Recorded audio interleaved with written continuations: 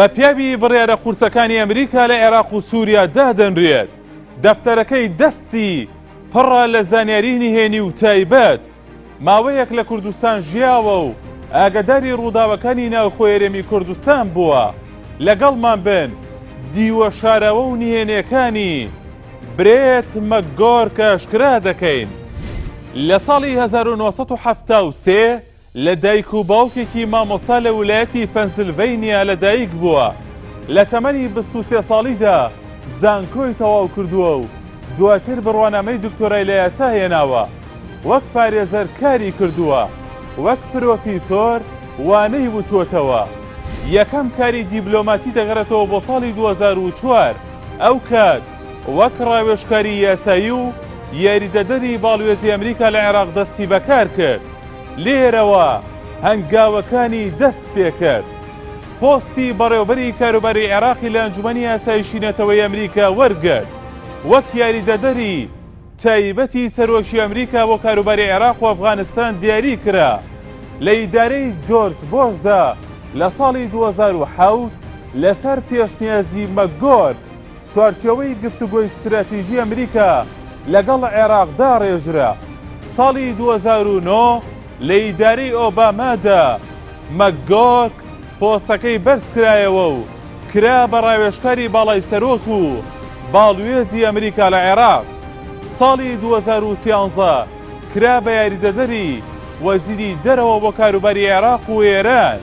ئەم پیاوە ڕۆڵی بەرچاوی بینی لە تێکشکاندنی چەکدارانی داعش لە ساڵی 2014 و دوای هاتنی داعش و نزیکبوونەوەیان لە هەولێر یەکەم کەس بوو چووە بەردەم لیژنەی کاروباری سەربازی ئەنجومەنی پیران و داوای دەست بەجێ گەڕانەوەی هێزی ئەمریکای کرد بۆ عێراق.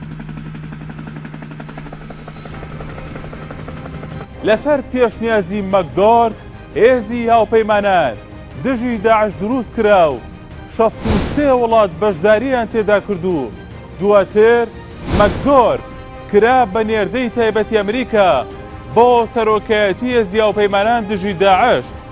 لە سەردەمی دۆناڵد ترەمپیشدا مەکگۆرک ڕۆڵی سەرەکی بینی لە کۆتایی پێهاتنی داعشدا. دەفتەرەکەی مەکگۆرک چی تێدایە؟ هەر کاتێک مەکگۆرک دەرکەوت دەفتەرەکەشی دەردەکەوێت. لە زۆرینەی کۆبوونەوەکانیدا پێیەتی. لە کۆبوونەوەی لەگەڵ بەرپرسە باڵا جیاوازەکانی عێراق ئەم دەفتەرەی پێیە. لە کۆبوونەوەیدا لەگەڵ مەسعود بارزانی دیسان ئەم دەفتەرەی پێیە. لە سەردانە مەیدانەکانیدا دیسان دەفتەرەکەی پێیە. وەک لەم وێنەیەدا لە ڕۆژاوای کوردستان دەردەکەوێت. لە کۆبوونەوە سیاسی و دانوستانەکاندا دیسان دەفتەرەکەی پێیە. دوجار دەفتەرەکەی دەباتەوە نێوکۆشکی سپی و لە بەردەم سەرۆکدا زانیاریەکانی نێو دەفتەرەکەی هەڵدەداتەوە. لە کاتی پێکەنانی حکوومەتەیەک لە دوایەکەکانی عێراقدا مەکگۆرک ڕۆڵی بەرچاو و کاریگەری هەیە لەسەر مێزی دانوستان.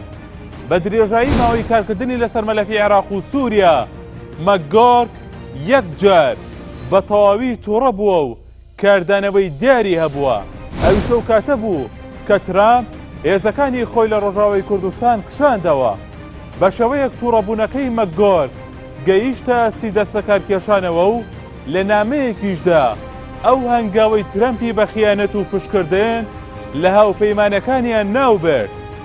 کە ڕیفراندۆم لە ساڵی 2017دا کرا مەکگۆرک پێشنیازی گەڕانەوەی هێزەکانی عێراقی کردەوە بۆ کەرکووک و ناوچە کێشە لەسەرەکان.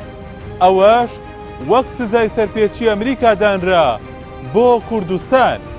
دوای دوورکەوتنەوەی بۆ ماوەیەک لە ساحەی سیاسی ڕۆژهەڵاتی ناوڕاستدا، بەڵام لەگەڵ هاتنە سەردەسەڵاتی جۆ بایدن هەرزوو مەکگۆرک کرا بەڕێخەری کۆشکی سپی بۆ کاروباری ڕۆژهەڵاتی ناوڕاست و باکووری ئەفریقا. ئێستاش هیچ هێزولایەنێک نایەوێت بچێتە ژێرباری تاقیکردنەوەی هەڵوێستەکانیەوە. هەموو ئەوانەش وای کردووە مەکگۆرک ببێتە پیاوی بڕیارە قورسەکان لە عێراق و هەرێمی کوردستان و قسەی کۆتایی لەسەر بابەتە گرنگ و هەستیارەکان دەکات.